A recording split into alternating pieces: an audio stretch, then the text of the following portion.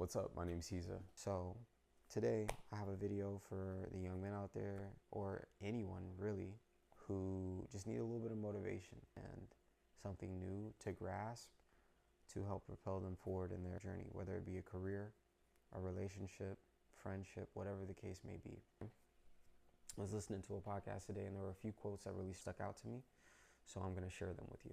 The purpose of this video is to discuss how powerful mindsets shape success. Hopefully, these motivational quotes will help shift your perspective on things, because they completely have for me. I'm going to break down 3 quotes that can lead to a major lifestyle shift if you implement them to the best of your ability. All of this is to help you become the best version of yourself, and I'm going to start a community soon to relay information to each other, keep each other motivated, and hold each other accountable. So if you're interested in that, make sure you comment below. As soon as I get that up and running, I'll be quick to add you all in. All right, quote number 1. Successful people see opportunity in every failure. Normal people see failure in every opportunity. Both are right, only one gets rich. I've noticed the more positive you have of a mindset going into something, even if you have to be realistic with yourself and assess the risk, because I'm not saying not to do that. The more positive and optimistic you are with the possibility of things going correctly, the better results you can get. Successful people don't fear failure. They view it as a stepping stone to growth. You can look at celebrities. Michael Jordan, the first person that comes to mind, he got cut from his high school basketball team and went on to win 6 rings. If he would have had the mindset to quit right then and there, or to never pick up a basketball again, he wouldn't have the story that he's had that led most of us to buy his shoes to this day. Normal people might let fear and failure stop them, but success often comes from perseverance. There's a quote from my favorite book. It's called Change Your Thinking, Change Your Life. I highly recommend anybody who isn't an avid reader and actually wants to get into self-help reads that book. Like it's a huge starting point for anybody in the beginner stages, but I also go back to read it very frequently just because every time I read it, as I progress in life, there's always something I can still learn or re-implement in my life, because sometimes with our busy jobs, our lifestyles, things change and we stray away from the good habits that got us to where we are. The reason I bring that up is because there's a quote that's in it and it says, the sure way to make sure that you don't live out your dream is to just not start. And this isn't word for word, this is my rendition of it.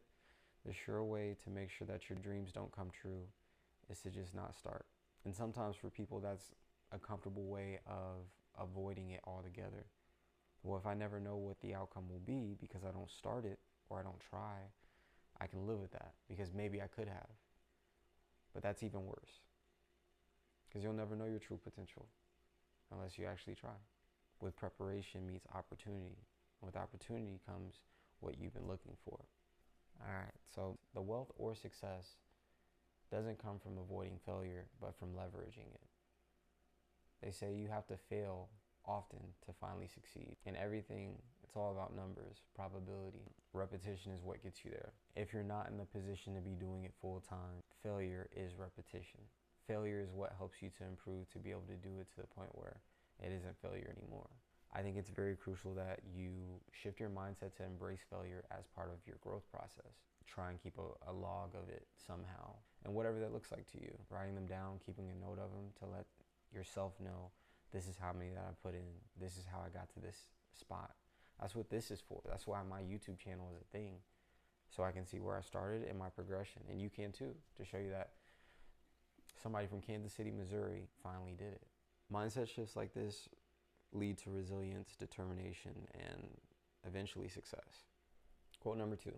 You once wanted the life you have, and if you don't like the life you have, you probably won't like the one you want, but don't have either.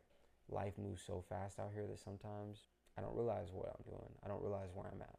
And I feel like we all struggle with that, because we're always trying to one up, we're always trying to get to the next level. If you're unhappy now, achieving future goals won't necessarily change your emotional state or happiness. If you're not happy with what you have in this moment in time, you probably won't be happy when you achieve whatever you're trying to achieve.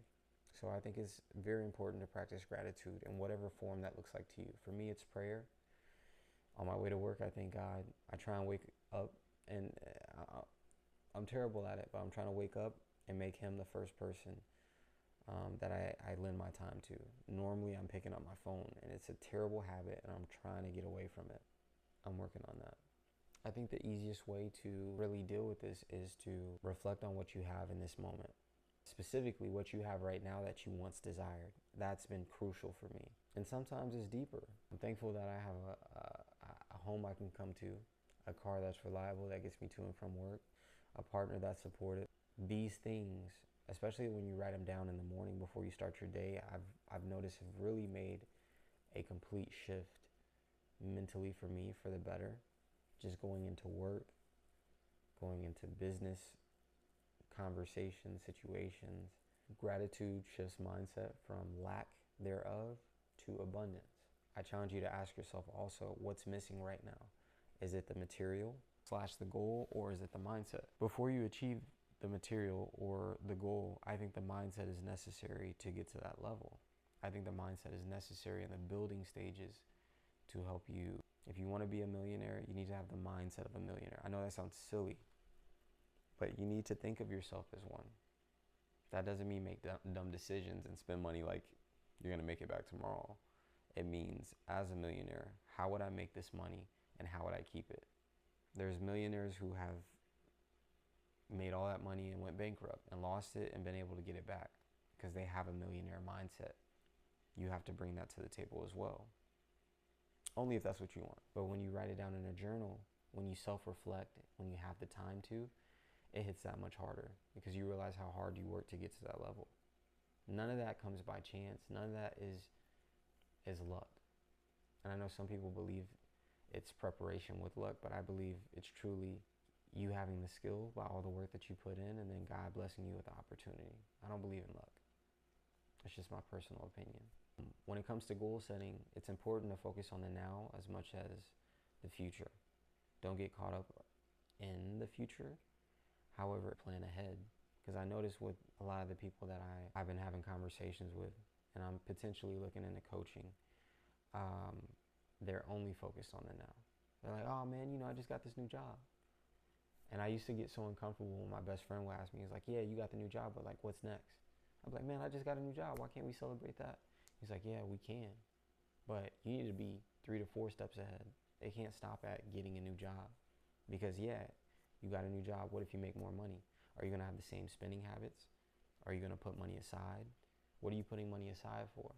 All these questions need to be asked in order for you to make progress in the things that you're doing. That's why I think journaling and planning are key to the future of the next generation. If we can teach that to them, and I know they won't teach it in school, but if we can teach that as parents, as uncles, as family, as guardians, they'll be in a much better place than we were.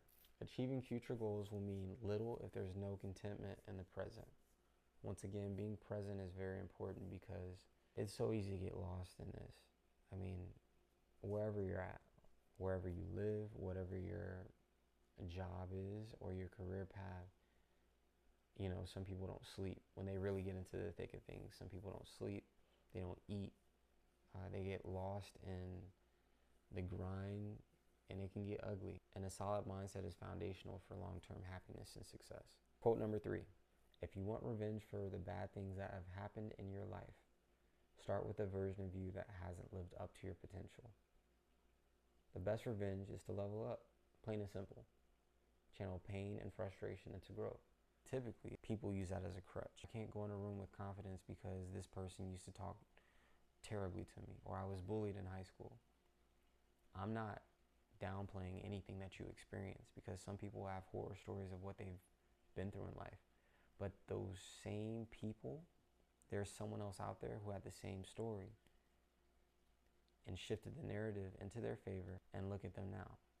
There's so many people, you see it now more than ever. There's people on TikTok all the time, bullied in high school, weighed 315 pounds, saggy skin, and then they're in the gym now and they look better than ever.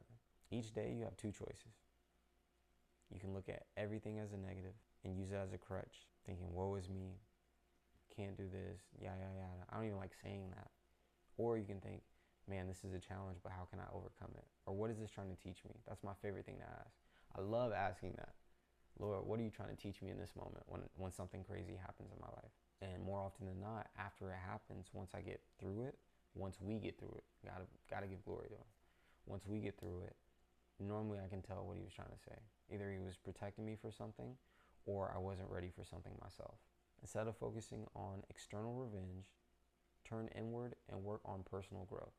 A lot of you didn't know me before I got to where I am now, but not even 2 years ago, I was a completely different person. I was going through the growing stages, but a year ago specifically, I had a pretty crazy breakup, and I use it as motivation to get me to where I am now.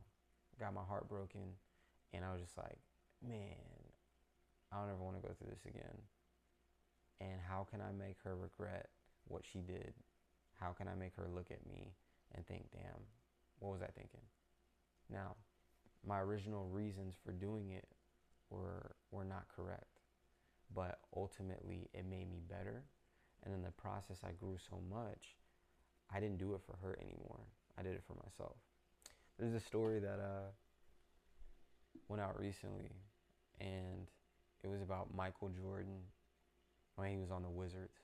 Everybody knows Michael for when he was on the Bulls, but he was on the Wizards for a little bit near the tail end of his career. And there was somebody, I can't remember what player it was, but they were talking smack. And he's like, I don't know why you got 4-5 on. 4-5 ain't 2-3. The next time they played him, Michael put on 2-3 as his jersey just to get fined, supposedly. And he was scorching dude just from talking talking crazy to him. He was scorching him. And they looked up at the scoreboard, and he missed a free throw. And how many points were on the scoreboard? 45. I know this is a stretch because that's Michael Jordan, but I think we all need to remember that these people are human. The people that we looked up to, the people that we use as motivation to continue our story, to keep us going. Kobe Bryant, Michael Jordan, LeBron if you're a fan, Tiger Woods, anybody. They're human. The mindsets that they have, they had to adapt to get to them. We don't see what they were like in high school, whether they were shy, whether they were nerds, a dweeb. Only the friends and people around them are the people who know those stories. And later on, those same people are the ones who say, I went to school with him. I know that guy. So you have two choices: complain and be upset with the circumstances, or do something about it. I think it's very important to write down areas where you feel you've fallen short, and then set small, achievable goals to overcome those gaps.